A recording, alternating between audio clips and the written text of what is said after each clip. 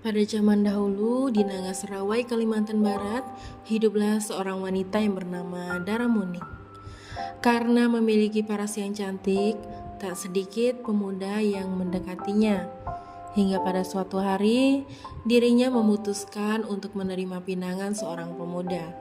Pemuda tersebut memang tidaklah kaya, tetapi ia memiliki kepribadian yang baik. Pernikahan dua insan yang dimabuk asmara tersebut pada awalnya berjalan dengan baik. Terlebih lagi setelah mengetahui kalau Dara Muning akhirnya mengandung seorang bayi. Lengkaplah sudah kebahagiaan mereka. Sayang sekali kehidupan mereka begitu pas-pasan. Terkadang untuk mencukupi kebutuhan hidup saja pendapatan suaminya masih kurang. Maka dari itu, sang suami memutuskan untuk merantau ke kota demi membiayai istri dan anaknya. Ia juga terpaksa meninggalkan istrinya yang sedang hamil sendirian di desa. Hingga tiba waktunya Dara Muning melahirkan anak laki-laki yang sangat tampan. Kemudian ia beri nama Bujang Munang. Sampai anaknya lahir, sang suami juga belum pernah memberi kabar. Seorang diri membesarkan anak memanglah cukup berat. Namun kehadiran sang anak bisa membuatnya menjadi lebih tegar dan bersemangat dalam menjalani hidup. Bujang Munang tumbuh menjadi seorang anak laki-laki yang sangat tampan dan cerdas. Ia juga suka bermain dengan anak-anak desa yang lain. Terkadang ia juga sering membuat sang ibu marah karena lupa waktu. Kemudian pada suatu hari, Dara Muning merasa begitu cemas saat ia mengetahui anaknya belum juga pulang. Padahal hari sudah petang. Ia sudah mencari kemana-mana, tapi tak kunjung menemukan anaknya. Tak berapa lama kemudian, Bujang Munang pun pulang ke rumah dengan wajahnya yang polos dan merasa tak bersalah. Meskipun merasa lega, sang ibu tidak dapat menyembunyikan kemarahannya. Dirinya lalu memukul anaknya cukup keras menggunakan centong yang biasa ia gunakan untuk menanak nasi. Saking kerasnya pukulan tersebut membuat kepala sang anak terluka dan membekas. Dara Muning kemudian merasa menyesal setelah melihat anaknya yang begitu kesakitan.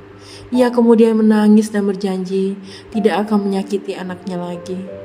Bertahun-tahun telah berlalu sejak kejadian tersebut. Bujang Munang kini tumbuh menjadi seorang pemuda yang gagah.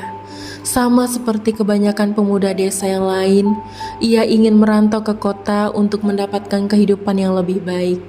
Syukur-syukur juga ia bisa bertemu dengan sang ayah. Dara Muning merasa keberatan dan tidak mengizinkan anaknya untuk pergi. Ia takut sang anak tak akan pernah kembali seperti suaminya. Setelah mendengar penolakan dari sang ibu, pemuda tersebut selalu kelihatan murung. Kerjaannya hanya bersedih dan melamun sepanjang hari. Sang ibu tentu saja tidak tega melihatnya. Maka dengan berat hati, akhirnya sang ibu mengizinkan untuk merantau. Tak lama setelah mendapatkan izin dari ibunya, Bujang Munang kemudian pergi untuk mengadu nasib. Ia berlayar dan berpindah dari satu tempat ke tempat lainnya. Selama berpindah-pindah itu, dirinya juga tak kunjung bertemu dengan sang ayah. Selama di perantauan, ia menjalani hidupnya dengan baik. Walaupun hasilnya tak terlalu banyak, setidaknya ia bisa menyisihkan untuk bekal hidupnya. Hingga tak terasa pemuda tersebut sudah merantau selama bertahun-tahun. Ia merasa rindu dan ingin pulang ke kampung halamannya. Tak membutuhkan pertimbangan, ia kemudian memutuskan untuk pulang ke kampung. Setibanya di kampung halaman, Bujang Munang merasa begitu asing. Kampung halamannya yang dulu sudah banyak berubah dari yang terakhir kali ia ingat. Ingatannya soal sang ibu juga telah memudar.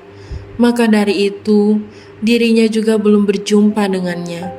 Yang jelas, ia berpikir kalau ibunya sudah sangat tua. Sementara itu, Dara Muning juga tak lagi mengenali wajah anaknya, karena pasti sudah banyak berubah. Namun ajaibnya, ia tak menua sama sekali. Wajahnya masih sama cantik seperti waktu masih muda. Hingga pada suatu hari, Bujang Munang bertemu dengan seorang gadis yang begitu cantik. Seketika itu juga ia merasakan jatuh cinta pada pandangan yang pertama. Ia benar-benar tak mengetahui kalau sebenarnya gadis tersebut adalah ibu kandungnya sendiri. Gadis tersebut juga merasakan hal yang sama. Meski perkenalan cukup singkat, keduanya mantap untuk menjalani hubungan yang serius dan kemudian menikah. Pada awalnya, pernikahan tersebut berjalan dengan baik. Hingga suatu hari, Bujang Munang menyuruh istrinya untuk mencari kutu di rambutnya. Ketika sedang mencari kutu tersebut, sang istri kaget melihat bekas luka yang ada di kepala suaminya. Ia kemudian menanyakan hal tersebut. Laki-laki itu kemudian menceritakan kronologi bagaimana dirinya bisa mendapatkan luka itu. Setelah mendengar jawabannya, barulah ia sadar kalau suaminya adalah anak kandungnya sendiri. Berita tersebut kemudian cepat menyebar ke seluruh desa.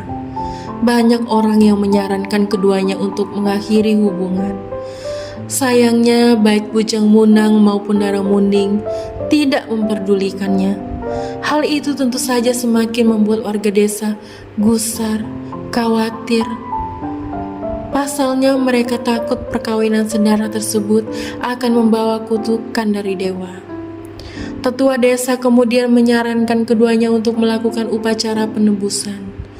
Mereka diharuskan untuk mempersembahkan sesajen berupa daging dan makanan yang diletakkan di sebuah atau tempat khusus persembahan.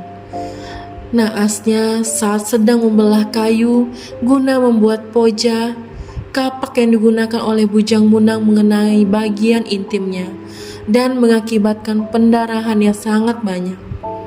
Melihat hal tersebut, sang istri berniat menolong dan memegangnya supaya darahnya berhenti.